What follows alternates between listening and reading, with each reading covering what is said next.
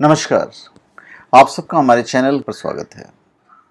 इस वीडियो में हम आपको बताने जा रहे हैं कि हमारी जो कुंडली है, जो 12 भाव हैं हमारे जन्म पत्रिका के, उसमें कई राज छुपे हुए हैं, कई रहस्य छुपे हुए हैं।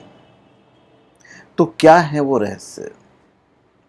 देखिए, कुंडली यानी कि जन्म पत्रिका से भविष्यवाणी करना सबसे पुरातन औष्टिक विज्ञान माना जाता है। जातक की कुंडली उसकी जन्म तिथि, समय और स्थान के आधार पर बनाई जाती है।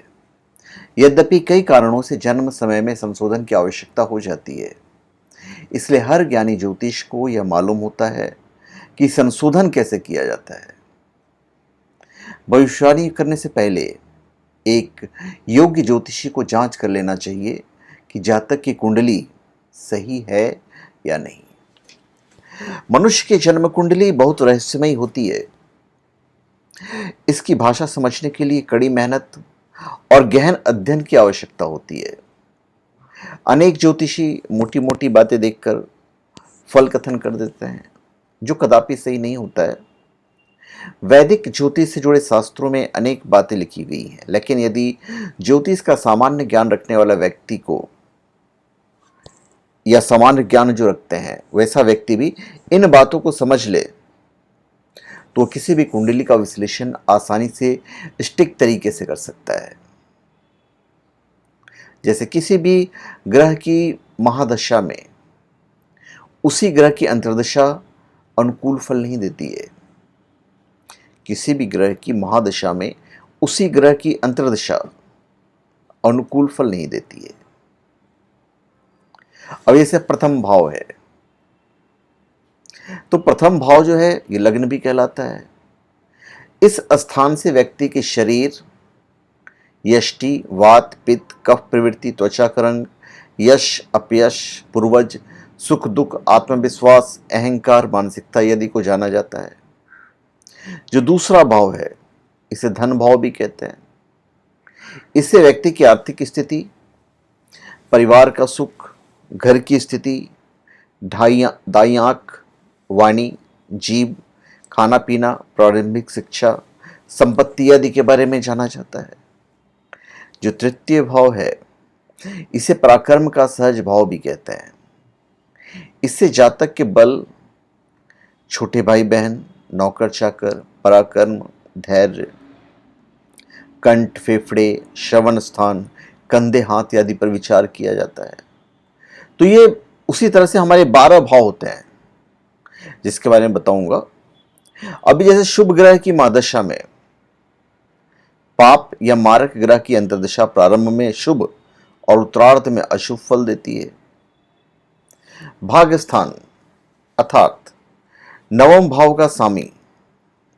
का स्वामी यदि भाग्य भाव में बैठा है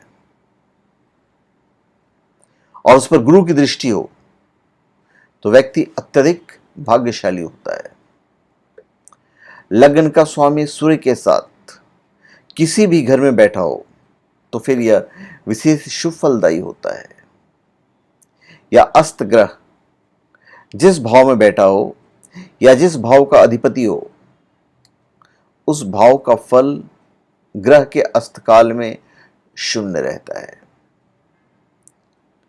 सूर्य उच्च का अर्थात मेष राशि का होकर एकादश स्थान में बैठा हो, तो ऐसा व्यक्ति अत्यंत प्रभावशाली, धनवान और प्रसिद्ध होता है। अभी जैसे आपका चतुर्थ स्थान है, तो चतुर्थ स्थान जो है मातृ स्थान कहा जाता है। इसे मातृ सुख, गृह सौख्य, वाहन, बाग बगीचा, जमीन जायदाद, मित्र, छाती, पेट के रोग, मानसिक स्थिति, इन सब विचारों का अध्ययन किया जाता है।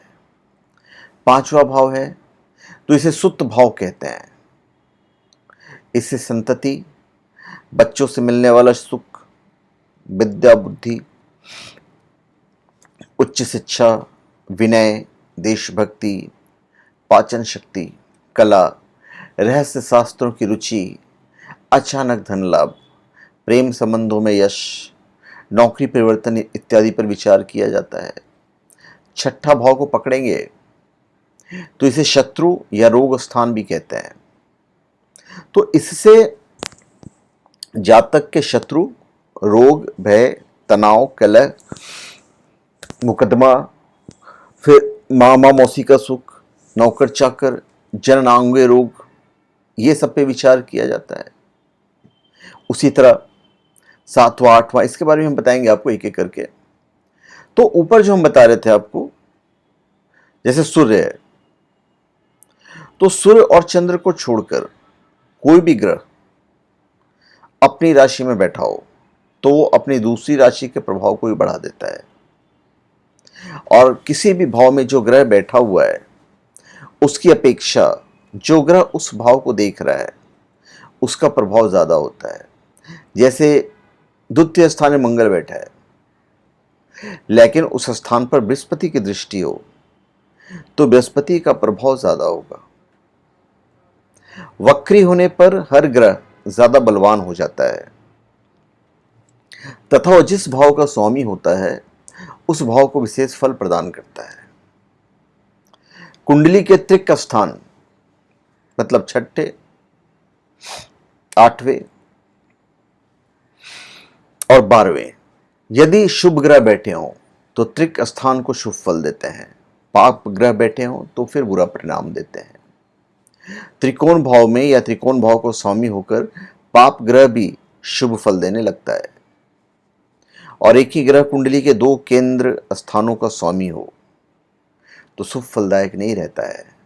प्रथम, चतुर्थ, सप्तम और दसम भाव केंद्र स्थान होता है। तो मैं सप्तम भाव के बारे में आपको बता देता हूं, जो 7वां भाव है। 7वां भाव जो होता है वो विवाह सुख, सैया सुख, जीवन साथी का स्वभाव, व्यापार, पार्टनरशिप, दूर के प्रवास योग, कोर्ट कचहरी प्रकरण में यश अपयश आदि का ज्ञान इस भाव से होता है। इसे विवाह स्थान भी कहते हैं। फिर 8वां भाव है, इस भाव को मृत्यु स्थान कहते हैं। इससे आयु निर्धारण, दुख, आर्थिक स्थिति, मानसिक क्लेश, जननांगों के विकार और अचानक आने वाले संकटों का पता चलता है। फिर जो 9वां भाव है इसे भाग्य स्थान कहते हैं। यह भाव आध्यात्मिक प्रगति, भाग्य उदय, बुद्धिमत्ता, गुरु, प्रदेश गमन, ग्रंथ पुस्तक लेखन, तीर्थ यात्रा, भाई की पत्नी, दूसरा विवाह, इन सब के बारे में आपको पता चलता है। अब देखिए शनि और राहु की बात करते हैं। शनि और राहु को विच्छेदात्मक ग्रह कहा जाता है। यह ग्रह जिस भाव में होंगे उससे संबंधित फल में विच्छेद और वियोग पैदा करेंगे। यदि तृतीय स्थान में है तो भाई बहनों से संबंध विच्छेद करवाते हैं। राहु और केतु जिस भाव में बैठते हैं उस भाव की राशि के स्वामी बन जाते हैं और जिस ग्रह के साथ बैठते हैं उसके गुण अपना लेते हैं। और राहु और केतु आकस्मिक फल प्रदान करते हैं, शुभ या अशुभ, अचानक आते हैं। और केतु जिस ग्रह के साथ बैठा हो उस ग्रह के प्रभाव को अधिक बढ़ा देता है। तीसरे, छठे और 11वें भाव में पाप ग्रहों का रहना शुभ होता है। और चौथे भाव में अकेला शनि बैठा हो तो उस व्यक्ति की वृद्धावस्था बहुत दुखदायी होती है। अभी जो 10वां भाव है इसे कर्म स्थान कहते हैं। इसे पद, प्रतिष्ठा, बॉस, सामाजिक सम्मान, कार्यक्षमता, पितृसुख, नौकरी, व्यवसाय, शासन से लाभ, घुटनों का दर्द, सासू माँ आदि के बारे में पता चलता है। और 11वां भाव इसे लाभ भाव कहते हैं। इससे मित्र, बहू, जवाई, उसके बाद भेंट, उपहार, लाभ, आय के तरीके और पिंडली के बारे में पता चलता है। और जो 12वां भाव है इसे व्यय स्थान कहते हैं। इसे कर्ज, नुकसान, प्रदेश गमन, संन्यास, अनैतिक आचरण, व्यसन, गुप्त शत्रु, शैया सुख, आत्महत्या, जेल, यात्रा, मुकदमेबाजी का विचार किया जाता है। तो किसी घटना के फलित होने या घटित होने के लिए हमें घटना के फलित होने का एक ही संगत घर नहीं देखना चाहिए, अपितु प्रत्यक्ष या परोक्ष रूप से प्रभाव डालने वाले सभी घरों का अध्ययन करना चाहिए।